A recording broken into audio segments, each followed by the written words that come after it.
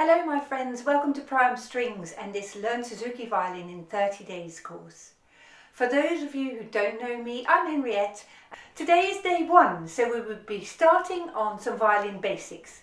I will tell you how to get ready for playing, how to tune and maintain your violin. We will also go over the bow hold and play some open strings, and by the end of this first lesson you will be able to play the 4 strings with a good violin hold and a good bow hold. As I said, this is a series of 30 videos. Each new video will be released with a few days in between, so that leaves you some time to practice all the things that we will be talking about in each video. If you want to get notified whenever a new video is released, do subscribe now and hit the bell button to turn on notifications. So let's go ahead and get started. We're going to start off with just the violin, so put your bow aside for a moment. First, I will show you how to put the shoulder rest onto the violin. You can do this with me if you like. For those of you who don't have a shoulder rest, I will first show you how you can use a sponge or a cloth and fix it to your violin with a rubber band. So here is the cloth. I've put the rubber band on already and I'm putting it on the left hand side of the violin. So I'm having the cloth in place and I'm just fixing it like this.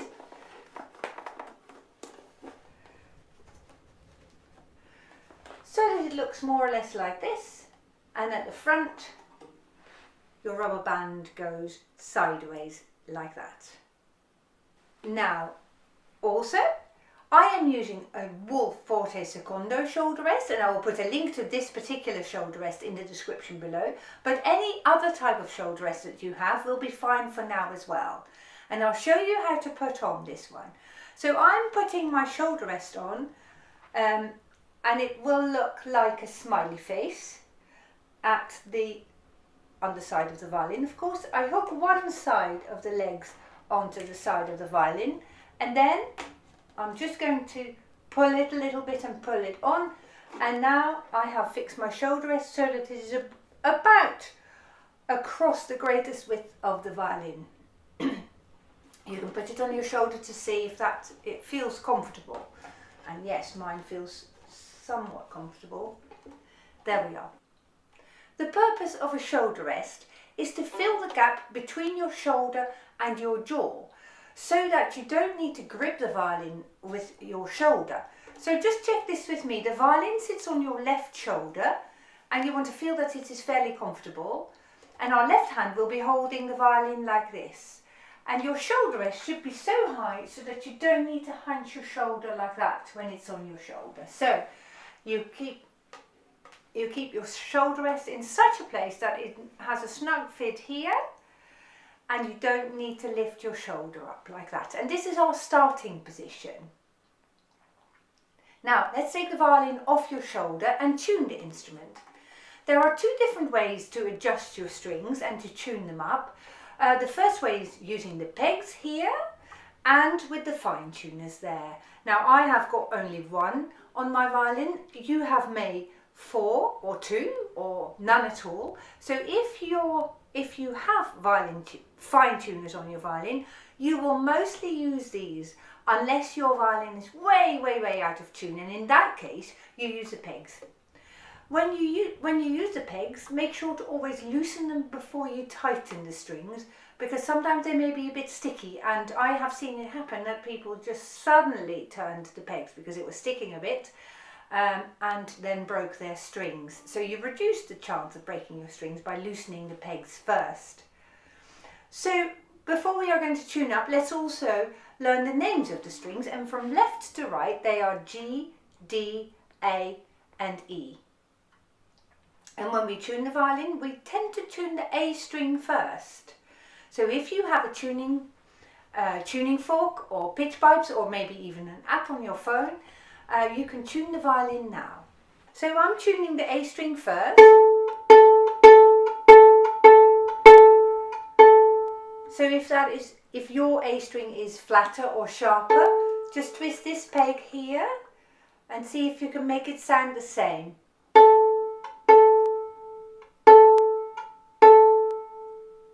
If you find it easier, stop the video, use your pitch pipes or your tuning app and do it on your own before you progress. So let's have the D string next. See, I'm loosening it first. And I'm tuning it up now. And then I'm going to use the G string. Loosening it first. Now my G string is now not sticking. It wants to turn back and loosen the string a little bit. So I'm going to push the peg into the peg hole because the pegs are shaped conically, so if you push them in, they get a bit tighter.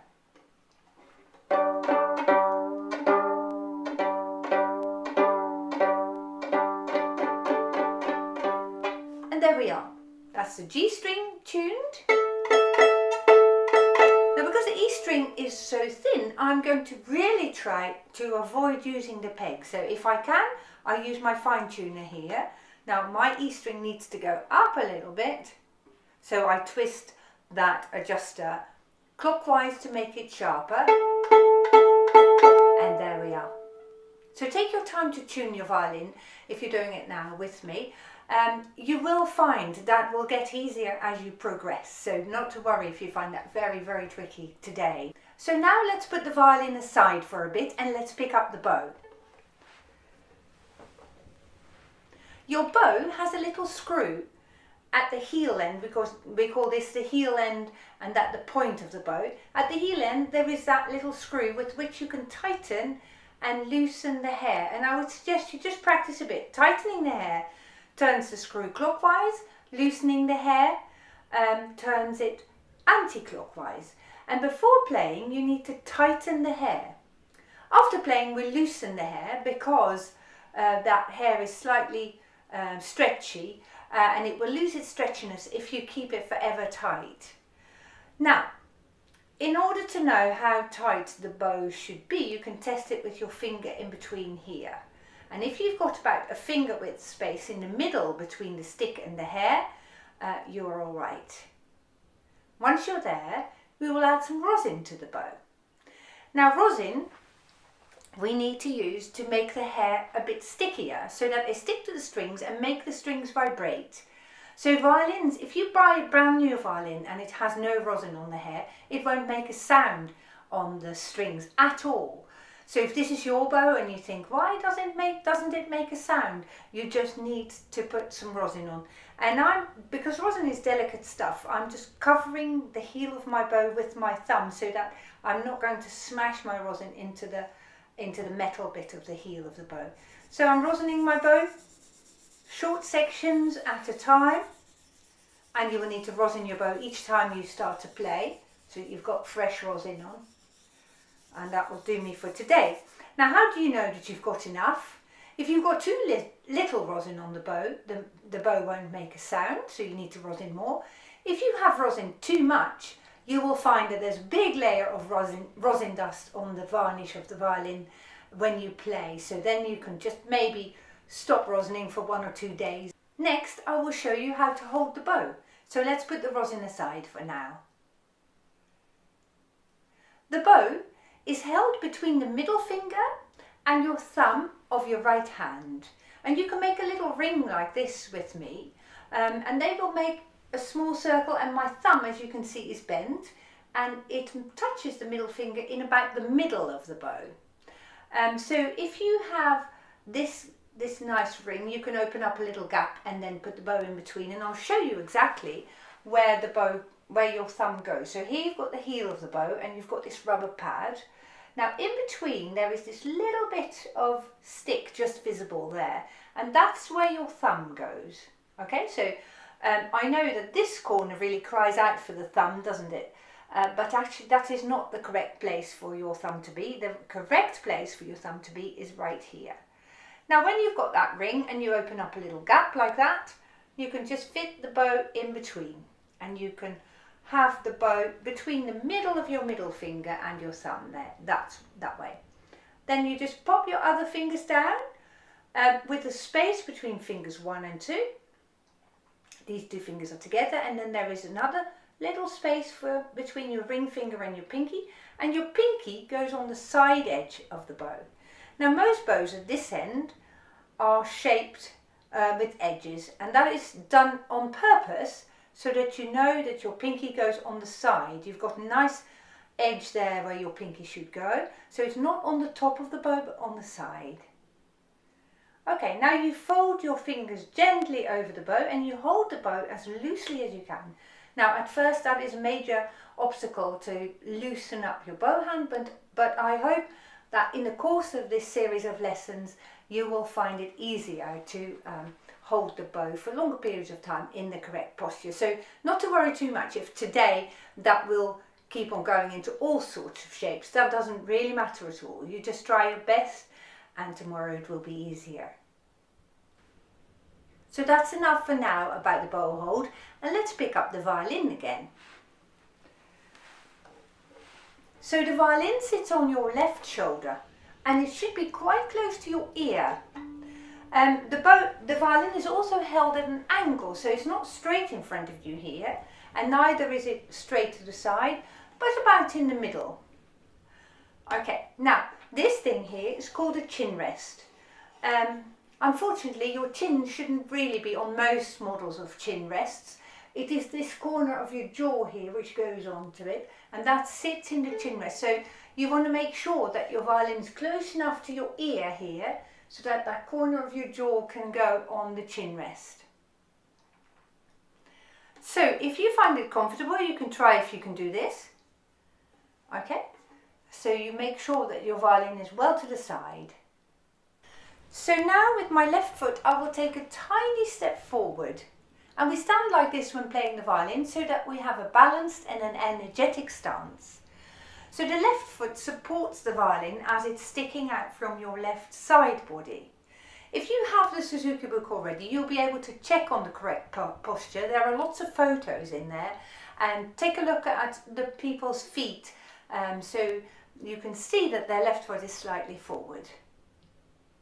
Now let's get the bow and let's play on the strings, and I'm hoping that you still have your bow more or less the same bow hold as before. And I'm going to play on the G string, which was the string furthest to the left hand side, and it's also the thickest of the strings. So I'm going to start with my hand near the strings here, and we call this when you start to play at the heel of the bow. Let's do a couple of bow strokes about 1 centimetre away from the bridge. Okay, so we're going to try and use all of the bow. So we're going to go from the heel of the bow all the way to the point of the bow. Here we go.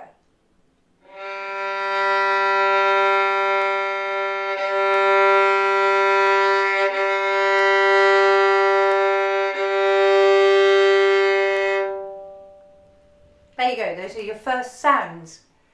If you can't quite reach the point of the bow yet, you then want to try and bow at a slightly different angle.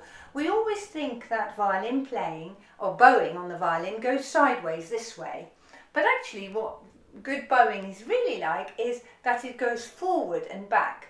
And if you do this without your bow a couple of times, reach forward so that your hand is straight in front of your body, you will find it easier to reach the point of the bow. So let's go on the G string again. And let's try that again.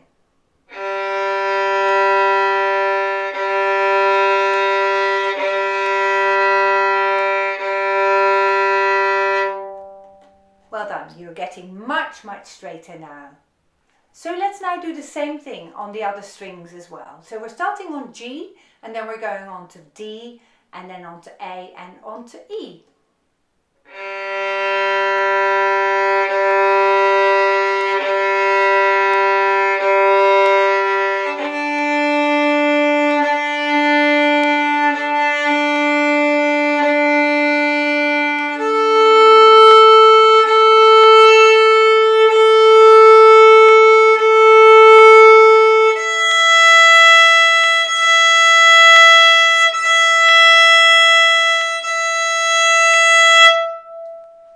Well done. I would like you to practice this many times before you go on to day 2, because good bowing is the basis of everything, of course, on the violin.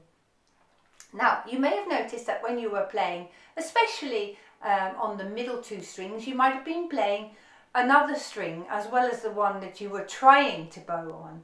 And that we're going to fine tune a little bit now, and this is to do with elbow levels of your right elbow. Have a look at me, because when I go onto the G string, you can see that my elbow is much higher than when I play on the E string. And the strings in between are sort of here. So do this exercise with me if you like. We're putting the bow on the G string about in the middle. So in the middle of the string on the G string. And now let your elbow go down. And the bow follows as a result. So I'm not putting the bow down with my hand. It's my elbow that does it. And now I'm going to raise my elbow again. And you can see that the elbow guides the bow across the strings. And this is a very useful exercise to learn your different string levels. So you learn where your elbow should be for each of the individual strings. So you can do this with me a couple of times, and just to become more aware of where your string levels are. Now let's go ahead and do some more playing, and this time let's start on the E string and let's play each string 4 times with long bows before you move on to a lower string. Take a moment to check over your bow hold, and bear in mind that you want to stretch the bow arm forward. Remember how we did that earlier, so that you aim to play with bow strokes that are more or less parallel to the bridge, and the bridge is this thing here on your violin. Here we go, we're starting on the E string.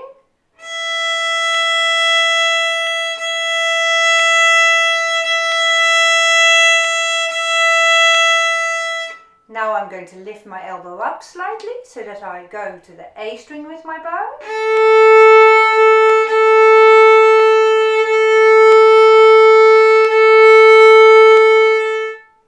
Okay, lift your arm up a little bit further still.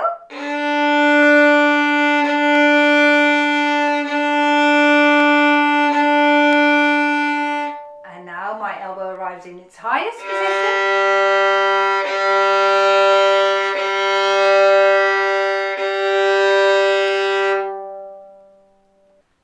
To wrap up in a moment or two, but first I will show you how to look after your violin and bow while you're not playing. The first thing, which seems very obvious but it's not to some people, the first thing is always to keep your violin and your bow in your violin case when you're not playing. So try to resist the temptation to put it on a chair or on your sofa. Put it in its case, it's just as easy, and it's the safest place for a violin and a bow to be in. So after playing, you need to dust the rosin dust off the violin underneath here. If you've got some, you might want to just wipe your strings with your duster so that it is clean and ready for playing the next day. And also, whilst your violin is in a case, you have to put your case somewhere where it is a comfortable atmosphere for a person to be in. So don't put your violin case near a hot radiator or leave it in a hot car so much for long periods of time, because it's just not good for an instrument. Rosin, I've dusted off the rosin of my violin, so that's all ready to be packed away. Thank you so much for being a part of this journey to learn to play the violin.